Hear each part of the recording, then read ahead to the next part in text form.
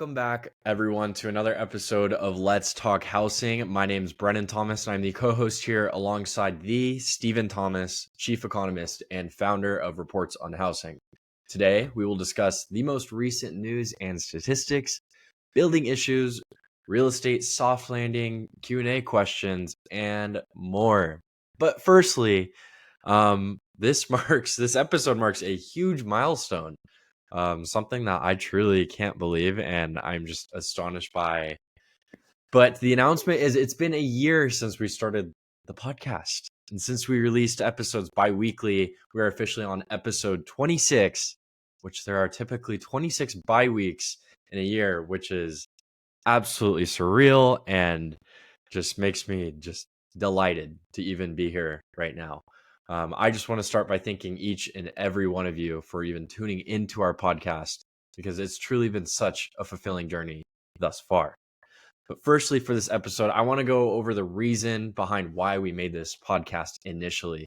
So in 2022, Stephen had me listen and read to a multitude of articles and podcasts. And with how curious I was when I was in college, I'd call him multiple times a week asking random questions about economy and real estate because I was so ambitious. Even to this day, I still do. We talk on the phone for very long time sometimes when I get into these random questions and think about these things. But by 2023, I was beyond curious why our company did not have a podcast. So I pitched the idea because why should only me, myself, and I be the person that hears these facts and all this amazing knowledge that it's really hard to find. So at the old age of 21, Stephen was helping me out by setting proper expectations, and I knew this needed to be shared among everyone interested or part of the real estate industry. So then I pitched the idea and we made it happen. And I can only thank everyone for just listening to this podcast, for helping my dream become a reality. And here we are 1 year in, which is, like I said, surreal. And I'm so very thankful. But Stephen, if you had to choose a favorite episode, what would it be and why? Very hard for me to pinpoint an episode because I've just enjoyed the journey. That's you brought the idea and it was fair. It was a fair point that I was pointing him in directions of listening to this podcast or that podcast, and then he'd be asking me lots of questions of which I'd be able to answer, and a lot of it generated from a lot of articles that are out there about real estate, and there could be a lot of articles that are just clickbait. So trying to explain the nuances of how they're incorrect in what they're presenting in these various narratives of these articles was the beginning of what we do now today. And you just an avid reader of all these different articles that are out there, and then you bring me these questions, and people say, man, boy, that Brennan, he really comes at you with a lot of really difficult questions, but I've enjoyed the journey. Like I enjoy trying to dispel the myths and properly setting expectations for everybody. So, and it's been fun to work with you one-on-one. So, and I've seen a maturation in your presenting process, which is going to be great down the road, because that's what we want you to do as well, is be out there talking about the real estate market, and you have definitely the mindset for that. So I can't pick an episode. The whole entire journey has been awesome. But how about you? What has your favorite been? Well, I don't know if I could say it's the first episode. Yeah, kind of like you. It's very similar for me where I feel like it's been this whole journey. I look back sometimes at the very first episode and I could see myself just so like nervous and so like tucked away. And I was like, I didn't know what I was thinking and there was so much going on is what it felt like. But I've gotten so much more comfortable, and doing this podcast has made me feel like I could come out of my shell and be a lot more confident in talking about all these different topics that I didn't really know existed until a couple of years ago because I just wasn't in the here and the now. Um, but you pointing me in that direction to read these articles and listen to these videos and listen to podcasts, and it's just turned into something so much larger than I thought it could be. And I am just so very thankful that this all has just happened because it just feels like a blessing for me. But as far as like favorite episode goes, I truly had so much fun doing the housing crash one where we went over all the different theories and then breaking it down. And it was just because there's so much chatter about all these different crashes and all this negativity. It's like we always say, it's really hard to hone into the right people to listen to, what you consider right, and just properly setting expectations and getting that right information in. So doing that episode was definitely a lot of fun for me because it was complete, like, combating, I guess, all those different topics that we hear all the time. So it was definitely very fruitful. But Stephen, like usual, what is happening in the Thomas household? Well, of course, yesterday was 4th of July, so we have a tradition where we get up at 5:30 in the morning. We get down to where they light the fireworks in our neck of the woods, and we have a special spot. And at 6 o'clock, everybody in the community rushes the lawn, and the lawn's gotten smaller and smaller and smaller because the fences are further back because they don't want anybody getting burned, that type of thing. So. We have the same spot. We got the same exact spot. And then we all do a run. And a couple of the kids ran a 10K and everybody else ran a 5K other than Zeke. And then Zeke ran the 1K. And I mean, everybody, all of our kids, everyone, including you, all their significant others, our son-in-law, and our son-in-law pushed our grandbaby. So everybody was involved. And then we come back to the pool, have lunch, barbecue, and then we watch the fireworks later on. Tons of food trucks at the local where we see those fireworks. So always a fun day. It's a very long day, very exhausting. By the time by the time I put my head on a pillow, I fall instantaneously asleep. I'm sure everybody else is similar. How about you? What is going on in Brennan's neck of the woods? Yeah, I mean, the 4th of July was definitely a blast. It was so much fun, as always, of course, seeing those fireworks and hanging out with family and everyone. It was such a beautiful day. And if you can't tell, I'm a little bit sunburnt. I did put on sunscreen, so I got your warning from our last episode, but I did not win that. So, but there's so much for me to look forward to this month in July. Going to a concert later in this month, and I'm going to an Arsenal game in the latter half of this month, which I have never seen Arsenal in person. So this is like, I feel like a kid going into a candy store sort of thing. It's like, I am elated. I am so happy. I have no words to really explain these feelings, but I'm just so excited for this upcoming month and for these next few months to really come by, and we'll see what happens. So much change happening. So all good stuff. But Stephen, what's been happening in the real estate world with supply, demand, and our very own expected market time over the past 2 weeks? Yeah, so supply has slowed down a little bit. A little bit that also has to do with we get into July and pretty much everybody kind of slows down. So we just about everybody celebrates Independence Day, and everybody's taking some time off. I'm sure we're actually doing this on Friday the 5th, and there aren't that many people that are even working today. They've made it a longer 4-day weekend. So it's just a really slower time. It's family time. So that's why we're seeing inventory kind of like it's still increasing, but increasing at a much, much slower rate. Now, we could reach peaks in many, many markets, but not all markets, because there are some markets that they peak off later towards the end of summer, like September. But we could be approaching peak soon, but we'll have to stay tuned and watch how that all unfolds.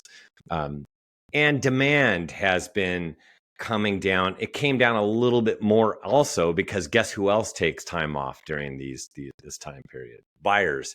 So we actually saw the demand drop a little bit more than it had recently come down, and that's also typical for before right around the beginning of July, 4th of July. And then with that slight increase in inventory and a bigger drop in demand, you get expected market times rising pretty much across the board. So it's now taking even longer to sell homes. And that's the story until inventory peaks out or interest rates come down. And we've just had interest rates that have been sticking right at 7%. As a matter of fact, with today's economic release, came down to 7.03%. So there you are. We're stuck still 7% or above until we get down into the sixes, which we see happening this summer. Summer just began, and that's as more economic releases happen. But this has been a big week for economic releases. So that's what's going on right now. Of economic releases, what has happened over the past couple of weeks? Yeah, so the biggest news that's happened over the last couple of weeks was last week was the end of June. So we got PCE. PCE is personal consumption expenditures index, and it's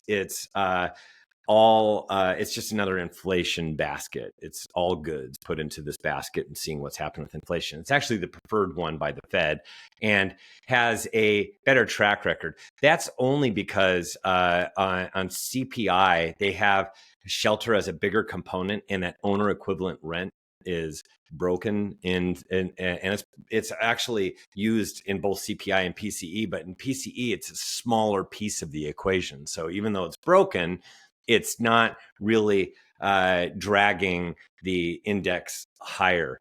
So that's why we're getting a better inflation read with PCE. And it came down from 2.8 down to 2.6%. And this was a healthy drop down. And I just had somebody else post to, I don't remember what they posted to. I've been going back and forth with some people that are permanent bearish people that are rooting for the demise of housing and the economy to collapse. I get a lot of those people, and said that, well, we'll have to see if inflation continues. It's been all over the place. If inflation continues to go down, they've got CPI in their brains. And PCE has been coming down consistently since September of 2022. There have been only a couple instances where it didn't come down that much from month to month, but overall, it has been coming down. So that was on Friday. And then this week is, of course, jobs week. So we had job openings. Job openings were up slightly. But last month's were the prior months. This is actually for job openings. It's not for the month of May. It's for the month of April. And they revised. So they released the month of April, and that was up slightly from March. But March was revised down underneath of the 8 million mark. So we were actually under 8 million. So that was revised down. And it doesn't get a lot of fanfare, but it just shows you that overall job openings is coming down, means the labor market is cooling. Then we got today is number of jobs created. It was supposed to be 200,000 expectations. It came in at 208. So it was pretty much right at expectations. But the big news is unemployment rose to 4.1%, which was a bit of a jump. So we've gone from 3.4% was the low during, I think it was achieved in 2022. It's been making its way up higher and higher. We're at 4.1% right now. So it continues to ratchet higher. And this is a bringing back a healthy balance. It's kind of like this quote soft landing that they're going for. The problem is they've kept rates where they're at, which we see as a drag on the overall economy. And down the road, if they keep them at these levels, that will get more job loss. And now they have that dual mandate where they're supposed to try to keep jobs going and bring down inflation and keep it level. But we're pretty much inflation's coming in. They need to make a cut sooner rather than later, and I can make the argument for sooner. And they meet next. It's the very, very last week of this month, July. So that's coming up. They meet every 6 weeks, so that's at the end of the month. We'll have to see. There's still a lot of data that will come out. CPI being one of them, which of course we don't like, but gets a lot of fanfare. And then PCE will also be in the mix at the end of the month when they meet. So there'll be a lot of data points to help guide them. So Janet Yellen said that the budget calls on Congress to provide a tax credit for first-time homebuyers and includes a plan to build more than 2 million homes. It would expand the low-income housing tax credit. When it comes to building more homes, would you say that it is a land, a zoning, or a profit issue? Well, we've talked about with builders, they're all about profit. So they learned a big, fat, healthy lesson during the Great Recession, and they will never go down that road again. So they're going to go down the road of releasing just a little bit at a time. They can hold on to land, but releasing a little bit at a time to create their own sense of urgency and maintain levels of pricing. They're going to answer to Wall Street, and they're going to answer to capitalizing on as big of a home as possible to make it as profitable as possible. So there's not a lot of incentive for them to be building entry level housing. Now, I'm glad that Janet Yellen's talking about this. However, there needs to be a fix. The real fix is getting rid of all the red tape. You could throw as much money as you want at it as possible, but it's not really a fix for it because the red tape still exists when they're building it. And what really needs to be done is at least erase all the red tape for the entry level housing units that could be created, and then incentivize.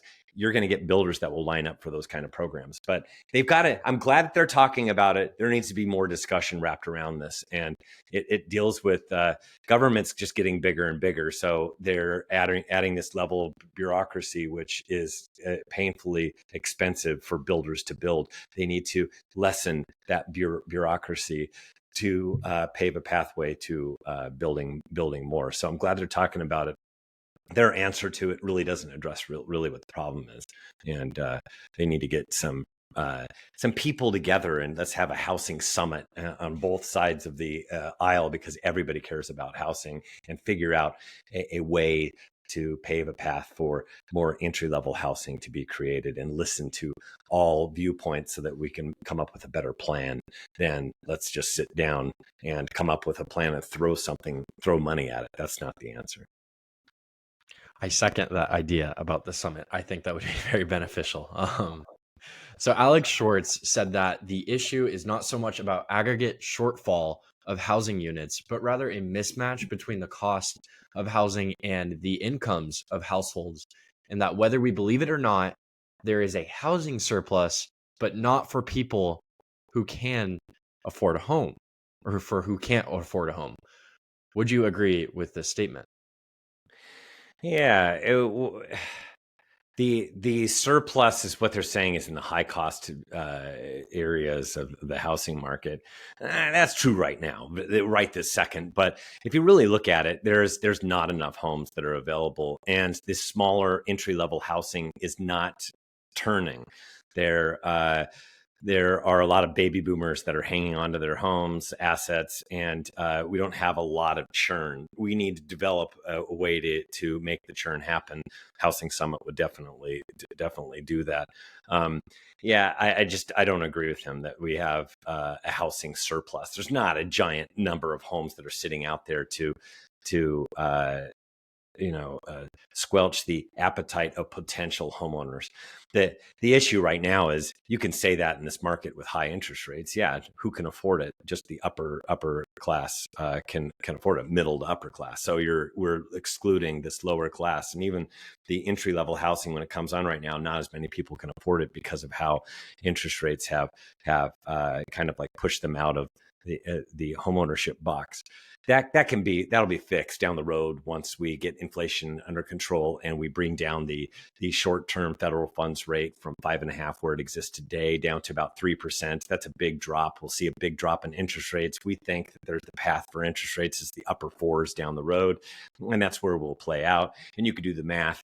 Upper fours versus 7% is a big giant difference, and allows a lot of people to then get into the housing market. So, and the problem is, I've already said it, we don't have enough entry-level homes that are being created, and there can be something that can be done within this arena And it's up to everybody from both sides of the aisle and everybody to get together. That housing summit is probably the best thing. We'll talk about that over and over again, but unfortunately, I think it's just going to. We're going to say it, and anybody that's listening in government land is it's going to land on deaf ears, because man, we just don't get together and try to come up with real solutions to problems anymore.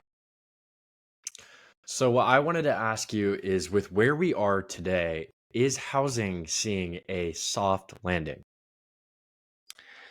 Yeah, yes. Well, housing has already felt it, because we've kind of, now we've got enough inventory where we're kind of seeing that values are not going to continue to careen higher. We're already seeing it in a lot of the indices, which are about a month old, and then they're not like current day, but right now, current, what we're seeing right now, we know that these indices are going to go flat. So there is a nice soft landing for, if you want to, for prices. Prices don't continue to escalate higher. But a lot of people argue that prices are just way out of hand. So what kind of soft landing did we have? We have values that are just, they went through the roof. What I get from a lot of people when they comment is, it's just everything is overpriced, and you can read different people come out with their overpriced indices for different metros across the United States. And there's a lot of metros where they say that they're just unaffordable. They're too unaffordable and they should come down in price. Even if that's the case, we've had that case in Bay Area forever. And now we've matched that in most areas across the country. And your gut says, darn it, values should come down. But unfortunately, economics doesn't work on people's guts. And knowing that it's overpriced, that means you'd have to boycott and nobody can purchase. We already are weighed down in terms of demand, down to numbers that predate, actually, in many areas, the Great Recession. However, it's being matched against very, very low inventory. And that's what people don't understand. And people say, you keep on bringing up inventory, Stephen. You're always talking about inventory. Well, what do you want me to talk about? There's been less and less inventory across the United States dating back to Dodd-Frank back in 2010. Ever since, it's been less and less and less. And then prior to the pandemic, we were hitting a very, very low level in January of 2020. And then COVID made things worse and aggravated it to where we can't even get back up to pre-COVID levels. And so that's because everybody's sitting in fixed rate mortgage payments, and they qualify for their loans, and we don't have all the subprime and all the junk and everything else that's out there. We have a very healthy housing stock, so it doesn't turn over as much as a result. So inventory really has been the issue and will continue to be the issue. So I got off on this tangent, but that's because you want to get what kind of a soft landing have we had? Well, values aren't going down right now. However, where are we going down in the future is, once we have rates that come down, we're going to have more demand and we're going to have values that go up again. So you tell me the pathway for values to get back down to where people would like them to be. I just don't see it happening. I haven't seen it. If you go back in time, the only time we had major drops in prices was the Great Depression. We had a small correction, and in some markets, a bigger correction in the 90s. And then we had the huge correction during the Great Recession. That's it. There aren't a lot of times where values really plummet and we have market crashes. I just don't see it. It's not going to happen based upon all the numbers and indices that we have and how healthy the housing stock is. So I just don't see where it's going to come from. So we need interest rates to come down, and we need that solution to bringing about more homes on the market through building that we talked about. So that seems to be what we've been talking about quite a bit in this annual episode, is we need to do this housing summit. It is the answer for now. So one of our listeners asked, with regards to the OC market, what does the data say? They said that they know it's impossible to time the market, but is it a good time to buy, or is it better to wait? They also mentioned an OC Register article claiming OC, so Orange County, rose to #1 price gains in the US on a high-end rush. Yeah, it's interesting because last year it was San Diego County. Here we are, here doing our housing report, and we have, we're dealing with a bunch of metros, excuse me, that we've been tracking, and we've been adding more metros. So, I mean, we have 7 metros that we're now hitting, and then we have an 8th metro that we've been tracking by, and even a 9th in the background of things. So we've seen a lot of metros. There's a lot of metros that are out there. But we are home to some very, very large ones. San Diego County was the metro last year that was the poster child for values going up and being the number one market. And that's all tied to very, very limited inventory. Well, this year, Orange County was the poster child for very, very limited inventory. While there are more homes coming on the market than the prior year, there aren't a ton in Orange County. In San Diego County, they were the worst across the United States in terms of number of homes coming on the market. And now they have more homes coming on the market. So they've accumulated over time because we're actually dealing with very, very similar demand to last year. But if you have more homes coming on the market, what do you do with all those extra homes that come on the market? They accumulate and we get a rise in inventory. So they're definitely slowing down. Orange County, not as much. And there have been higher value properties, but Orange County is kind of like the Bay Area where everything is high value. Median sales price for a detached home is north of $1.3 million. So you tell me, that sounds like high end no matter which way you carve it and which way you look at it. So it's been very, very robust. And as far as what do you do? All our indices show us that once rates come down, that demand will increase. Number of homes coming on the market will increase, but demand will increase at a larger clip than the number of homes coming on the market, which means that if you have more demand and a limited supply, you're going to have values come up. It's that whole supply and demand thing that everybody hates me talking about over and over again. But here I am. I'm just trying to educate everybody as to how the market's going to move. And that's why I said it this year in February. I said it last year at the beginning of the year. It's a good time to buy in almost all markets for the reason I just described. So it's the same thing for Orange County as it is for all other markets, that it is a really good time to purchase. If you're holding off on purchasing and you're continuing to rent, know that down the road, what I've just described is more activity, and a limited supply means that there will be more people bidding on homes. I'd rather get in when the inventories are accumulating, and they're accumulating in Orange County as well. So they've accumulated more in San Diego County. So people kind of get to do what they want to do right now. So the buyers, they get a little more sense of it's not as urgent. And even in the entry level price range is not as urgent. And a lot of the stuff is, hey, I hear it's kind of like junk, that it's got a lot of work that needs to be done and elbow grease. You know what? Gone are the days of total turnkey. There are turnkey properties and they fly off the market within days. There's a lot of other stuff that sits on the market for a long time, can be overpriced. You can get a better deal on those. A, B, there's a lot of things that have deferred maintenance. Go for those. And do it over time. Remodel your house over time. But you know what? Get into it before it gets nuts down the road if that's what your play is. So another listener asked if in Denmark, borrowers prepay at market value. And in 2022, when rates went up, prepayment rates tripled as borrowers cashed out. Could that help ease the lock-in effect in the US? Yeah, so it says in 2022, when rates went up, prepayment rates tripled as borrowers cashed out. They're lucky that they have a solution like that in Denmark. The way we in the United States are the envy of everybody around the world, and that's because we have the fixed rate mortgage system. There's a lot of markets around the world that have the adjustable rate mortgage system, so they get a little spooked when interest rates go back when they start going up. So here in the United States, I'm not trading in our fixed rate mortgage system for anything. And you can see why. It's great. You lock in, you afford your monthly payment, and guess what? It's the same monthly payment. And over time, you start making more money, and inflation and everything else comes in, and you make more money and all that stuff. But guess what stays the same? Your fixed rate mortgage stays the same. It's kind of like, can you imagine if your rent stayed the same over time, and 20 years from now, you're paying the same exact rent? That's not going to happen. But a fixed rate mortgage is fixed for 30 years. It is the same payment for 30 years.